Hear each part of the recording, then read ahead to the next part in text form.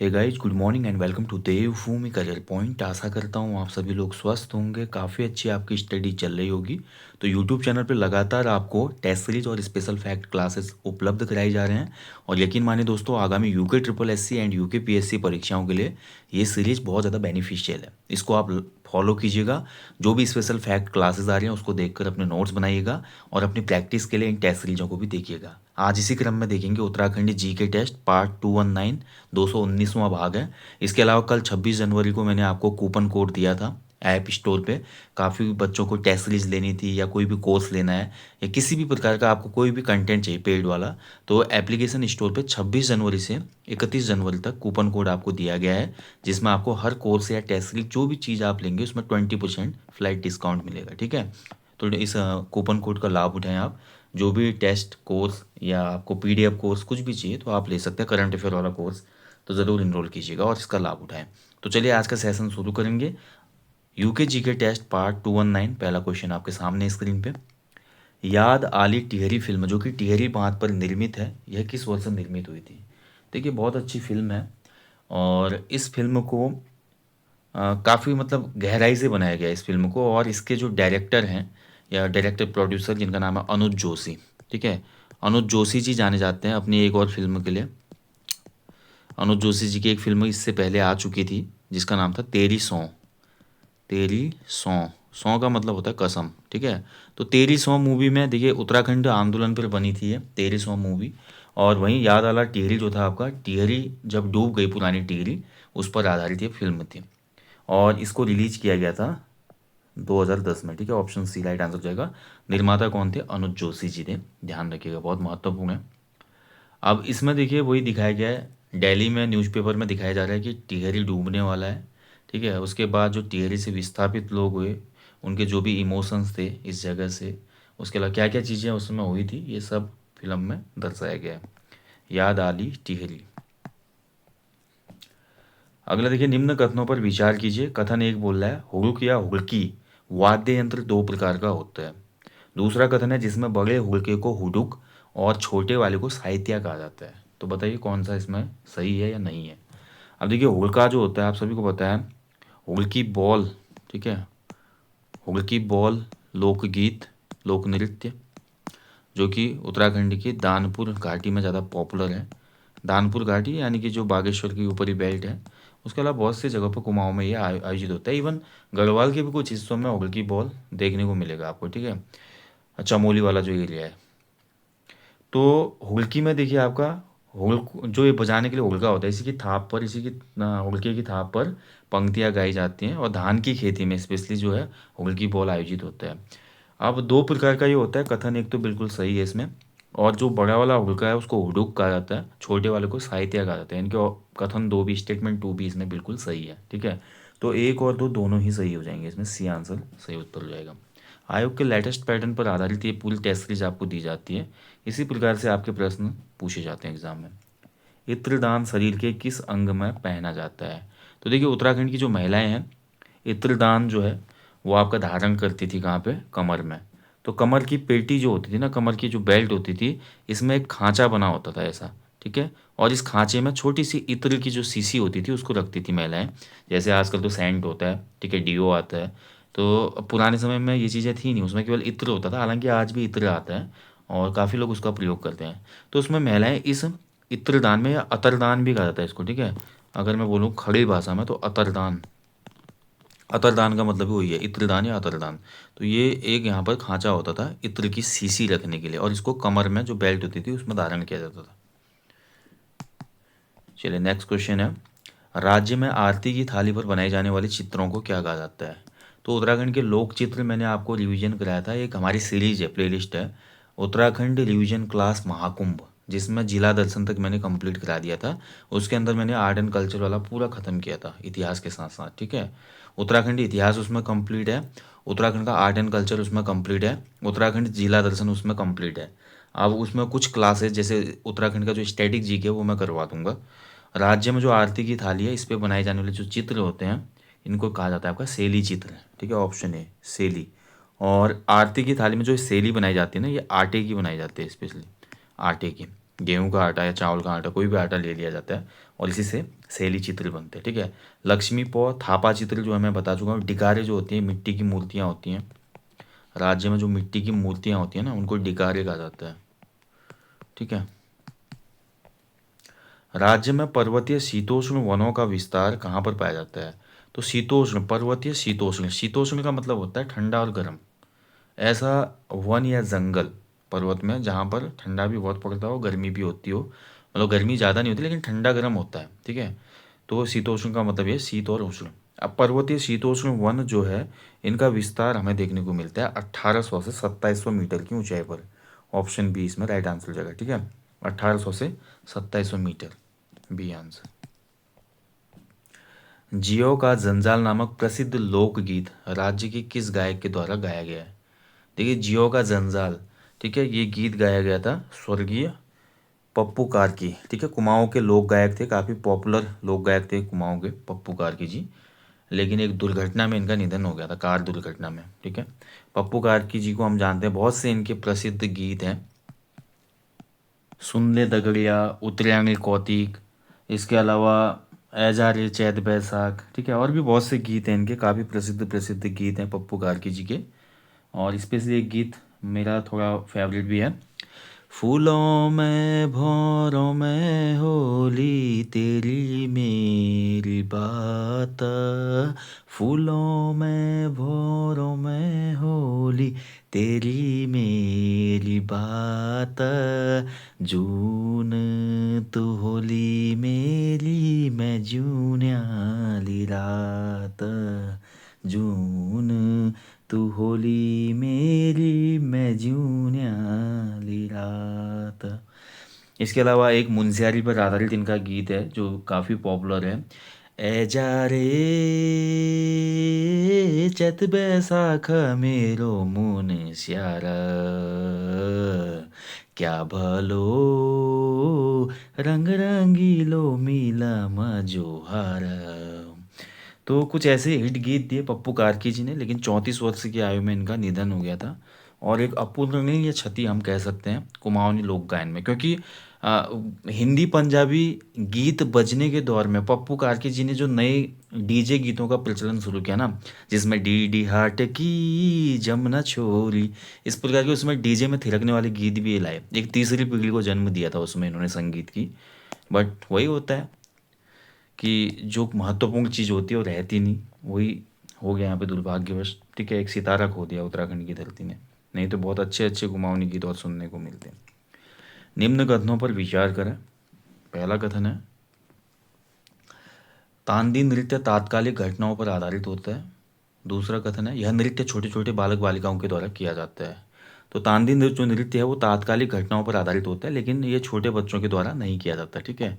तो इसमें केवल कथन एक सही हो जाएगा, ऑप्शन ए सही है। नेक्स्ट देखिए, राज्य में प्रमुख भोज्य व्यंजनों में से एक भोज्य व्यंजन सांवा वर्तमान के किस भोज्य व्यंजन के समान होता है? तो सांवा जो होता है ना उत्तराखंड राज्य में, सांवा कहा जाता है खीर, खीर के समतुल्य है, ठीक है, सांवा, ऑप्शन बी। और राज्य में जैसे खीर काफ़ी प्रसिद्ध है, कोंदो की खीर जो होती है, ठीक है, कोंदो की खीर आपने खाई होगी, कोंदो की खीर। और इसके अलावा बहुत से हमारे स्थानीय जो व्यंजन है ना काफ़ी पॉपुलर है। मैं सोच रहा हूँ कि अभी स्पेशल फैक्ट क्लास जो आपके आते हैं यूके जी के, आजकल तो उसमें गांधी जी की कुमाऊँ यात्रा चल रही है। गांधी जी ने 8 बार उत्तराखंड की यात्रा की थी, जो मैं भाग आई थिंक 17 या 18 से शुरू कर चुका हूँ। उसमें मैंने आपको बताया 3 बार गांधी जी हरिद्वार की यात्रा पे आए, जिसमें वो ऋषिकेश भी गए, देहरादून में। चौथी जो यात्रा थी उत्तराखंड की धरती में गांधी जी की कुमाऊँ यात्रा थी, ठीक है। तो 8 बार टोटल गांधी जी उत्तराखंड की धरती में आते हैं। तो यूके जी के फैक्ट क्लास में मैं जैसे ही ये गांधी जी की यात्राएं समाप्त होंगी तो फिर मैं एक क्लास आपको उत्तराखंड के जो व्यंजन है, किस चीज़ से क्या व्यंजन बनता है, इस पर भी एक क्लास आवश्यक हो गई है, ठीक है, वो मैं दे दूंगा। कंटेंट पूरा मिलेगा, बस आप लोग मेहनत करो, नोट्स बनाना सीखो। पर्वतमाला योजना का उद्देश्य क्या है? तो देखिए पर्वतमाला योजना काफ़ी ज़्यादा चर्चा में थी जब आई थी, ये लॉन्च हुई थी 2022-23 का जब केंद्रीय बजट आया था। तो उसमें पहाड़ी क्षेत्रों में कनेक्टिविटी में सुधार के लिए राष्ट्रीय रोपवे विकास कार्यक्रम, जिसको पर्वतमाला बोला गया, ये लॉन्च हुआ था, ठीक है। इसमें क्या था कि जो हमारे पर्यटन स्थल हैं या जो भी पहाड़ी स्टेट हैं, तो इन पहाड़ी स्टेटों में पीपीपी, एक पीपीपी मॉडल होता है ना, पीपीपी का मतलब होता है पब्लिक प्राइवेट पार्टनरशिप मोड। तो दुर्गम पहाड़ी क्षेत्रों में पारंपरिक जो भी रोड्स हैं उनके स्थान पर पारिस्थितिकी रूप से एक स्थायी विकल्प प्रदान करने के लिए क्यों ना वहाँ पे रोपवे बनाया जाए, रज्जू मार्ग। रज्जू मार्ग बना के क्या होगा, ना जंगल कटेंगे ना ज़्यादा कुछ डैमेज होगा, ठीक है, पारिस्थितिकी को भी आपका नुकसान नहीं होगा। तो तब ये योजना शुरू हुई थी। तो दिए गए ऑप्शंस के हिसाब से इसमें क्या होगा कि इन पहाड़ी राज्यों में क्या होगा, फिर पर्यटन को प्रोत्साहन मिलेगा, ठीक है। सी आंसर इसका सही होना चाहिए क्वेश्चन के हिसाब से, पर्यटन को प्रोत्साहित करने के लिए पहाड़ी राज्यों में। इसमें देखिए JNK भी है, हिमाचल है, उत्तराखंड है हमारा, ठीक है, और भी हैं इसमें जो भी स्टेट हैं, पर्वतीय स्टेट हैं, ठीक है। जैसे उत्तराखंड में एक रोपवे मिला हमको इसके तहत, जो है आपका गोविंद घाट से हेमकुंड साहिब तक जो आपका बन रहा है ना, वो वाला रोपवे हो गया। और उसके अलावा केदारनाथ रोपवे जो है, ठीक है।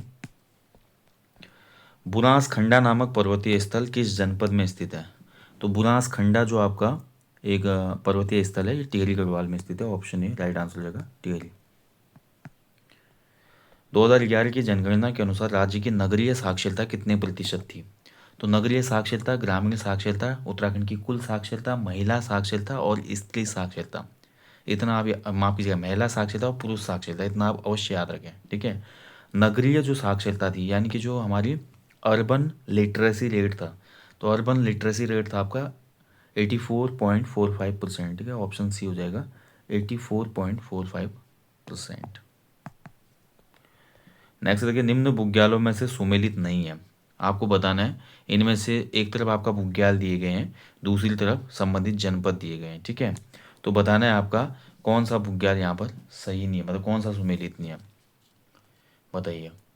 देखिए बुग्याल वगैरह से क्वेश्चन बनते हैं, ग्लेशियर से क्वेश्चन बनते हैं उत्तराखंड में, ठीक है। ऐसे ही आपका कई बार नदियों से क्वेश्चन बनता है, तो ये सब आपके क्लियर होने चाहिए। तो यहाँ पर देखिए जो पहला है मांझीवन बुग्याल, ये आपका चमोली में नहीं है। चौमासी बुग्याल चमोली में है। बरमी बुग्याल रुद्रप्रयाग में है। रहाली और जिम्बाबू जो बुग्याल है ये पिथौरागढ़ में है। मांझीवन जो बुग्याल है ये आपका कहाँ है, उत्तरकाशी में, ठीक है। मांझीवन फूलों की घाटी कहते हैं इसको। जैसे फूलों की घाटी ना, वैसे ये भी थोड़ा फूलों की घाटी की जैसी ही है, मांझीवन बुग्याल वाला एरिया, उत्तरकाशी। उत्तराखंड के जो मेन मेन बुग्याल है पता होना चाहिए आपको, जैसे दयारा बुग्याल। दयारा बुग्याल कहाँ है आपका, ये उत्तरकाशी में ही है। ऐसे ही जहाँ पर वेदों का प्रणयन हुआ था, बेदिनी बुग्याल, राज्य का सबसे बड़ा है बेदिनी, ये आपका चमोली में है। ऐसे जहाँ पर टूरिस्ट काफ़ी घूमने जाते हैं, चोपता बुग्याल, ठीक है। चोपता पड़ता है आपका कहाँ, रुद्रप्रयाग में, ठीक है। बॉर्डर पे है रुद्रप्रयाग और चमोली के, चोपता, लेकिन रुद्रप्रयाग में आता है। ऐसे ही पिथौरागढ़ में आपका एक खलिया टॉप भी है, मुंशियारी में। खलिया टॉप काफ़ी बार पूछा जाता है। और भी है बहुत से बुग्याल है, मेन मेन आपको याद रखना है, ठीक है। चलिए अगला क्वेश्चन है, देखिए ये मैं अभी गांधी जी की कुमाऊं यात्रा चल रही है आजकल उत्तराखंड के स्पेशल फैक्ट क्लासेस में, और बहुत अलग अलग महत्वपूर्ण फैक्ट आपको उसमें मिलेंगे। गांधी जी की कुमाऊं यात्रा पे ही आधारित पूरी किताब मैंने ली हुई है एक, ठीक है। तो उस किताब से आपको मैं ये नोट्स दे रहा हूँ या फैक्ट दे रहा हूँ। एक अलग से किताब ली गई है जिस किताब का टाइटल है उत्तराखंड में गांधी यात्रा और विचार, राइटर है सुनील वर्जी। उत्तराखंडी जीके की लगभग 70-80 किताबें मेरे पास हैं अपने लाइब्रेरी में। तो मैं इसलिए स्पेशल फैक्ट क्लास लाता हूँ, जो आपकी कॉमन किताब है उसमें जो भी फैक्ट नहीं है उसको आप स्पेशल फैक्ट क्लास देख के अपने नोट्स बना लें। तो ज़रूर देखिएगा स्पेशल फैक्ट क्लासेस को भी। गांधी जी ने जब कुमाऊं यात्रा की तो उनकी स्वागत के लिए नैनीताल में स्वागत समिति स्थापित हुई, क्योंकि गांधी जी का कार्यक्रम पहले ही बन चुका था, रोस्टर बना था गांधी जी कब कहाँ रुकेंगे, कितने दिन रुकेंगे, क्या गांधी जी का कार्यक्रम होगा, कितनी जनसभाएं होंगी, कितना कलेक्शन होगा, कौन सी चीज़ों की नीलामी होगी, क्या क्या होगा, ये सब बातें क्लियर थी। और नैनीताल में इनके लिए एक स्वागत समिति गठित हुई थी, ठीक है। इस स्वागत समिति के जो अध्यक्ष थे गोविंद वल्लभ पंत जी, और इसके जो कोषाध्यक्ष थे, ठीक है, ट्रेजरर, वो थे आपके इंद्र सिंह नयाल जी। ऑप्शन बी, मैंने कल वाली क्लास में आपको ये आई थिंक पढ़ाया था, गोविंद वल्लभ पंत और इंद्र सिंह नयाल जी। यहीं पर फिर उसके बाद गांधी जी जब अल्मोड़ा जाते हैं, तो अल्मोड़ा में सभा समाप्त करने के बाद गाड़ी के नीचे एक बंदा आ जाता है गांधी जी के, जिनका नाम था पदम सिंह जी। तो पदम सिंह जी के ऊपर से गाड़ी गुजर जाती है, और अगले दिन 20 जून को पदम सिंह जी का देहांत हो जाता है, और गांधी जी काफ़ी व्यथित हो जाते हैं फिर, ठीक है, काफ़ी आहत हुए इस घटना से। और ये सब फैक्ट आपको क्लासेस में मिल गया। पर्वतीय कस्तूरी मृग के संदर्भ में उपरोक्त में से कौन से कथन सही है? तो जो हमारा कस्तूरी मृग है ना, उससे संबंधित कथन आपको बताना है कौन से सही है इसमें, ठीक है। तो ये एक एकाकी प्राणी है, बिल्कुल सही है। बंधनावस्था में दिखना, ठीक है, मुश्किल हो जाता है इसका, यानी कि बंधनावस्था जो होती है इसकी, उसमें देखना मुश्किल होता है। दूसरा देखिए, यह IUCN की रेड डाटा सूची में है, खतरे में नहीं है। दूसरा कथन तो बिल्कुल गलत है, IUCN की रेड डाटा सूची में है और यहाँ पर खतरे में है, बिल्कुल खतरा है इसको, इस प्रजाति को खतरे में है ये, ठीक है। रेड डाटा बुक का मतलब ही यही है कि कोई भी विशिष्ट पादप प्रजाति हो या जंतु प्रजाति हो, वो आपका खतरे के अंदर है, विलुप्त होने के कगार पे है। उत्तराखंड में यह प्रजाति अवैध शिकार के कारण खतरे में, ये सही हो जाएगा, कथन एक सही हो जाएगा। एक और तीन इसमें सही है, ठीक है, ऑप्शन बी हो जाएगा। दूसरा कथन गलत है और ये सही कथन पूछ रहा है इसमें। खदिया दर्रा और ग्योगाड़ दर्रा राज्य के किस जनपद में? देखिए ये छोटे से दर्रे हैं, ठीक है, खदिया और ग्योगाड़, और ये आपका पिथौरागढ़ में स्थित है, ऑप्शन डी हो जाएगा इसका। चलिए अगला देखिए, निम्न कथनों पर विचार कीजिए। राज्य में बेरीनाग भूस्खलन 1998 में आया था। इसी भूस्खलन में नृतक प्रोतिमा बेदी की मृत्यु हुई थी, ठीक है। अब देखिए इसमें आपका जो सही कथन है, राज्य में जो बेरीनाग भूस्खलन था ये आपका 1998 नहीं था, ये गलत हो जाएगा। बेरीनाग भूस्खलन 1996 में हुआ था, 96 में, ठीक है। और इस भूस्खलन में नृतक प्रतिमा बेदी की मृत्यु हुई थी, ठीक है। तो दूसरा वाला कथन भी गलत है, पहला भी गलत है। जो प्रतिमा बेदी थी ये 1998 मालपा जो भूस्खलन हुआ था, मालपा मालपा लैंडस्लाइड जो हुआ था उसमें मरी थी ये, ठीक है। मालपा की घटना में इनकी मृत्यु हुई थी। क्लासिकल डांसर थी प्रतिमा बेदी, ठीक है। तो कोई भी कथन इसमें सही नहीं है, तो दोनों गलत हो जाएगा, डी हो जाएगा इसमें, दोनों ही इसमें क्या है, गलत है।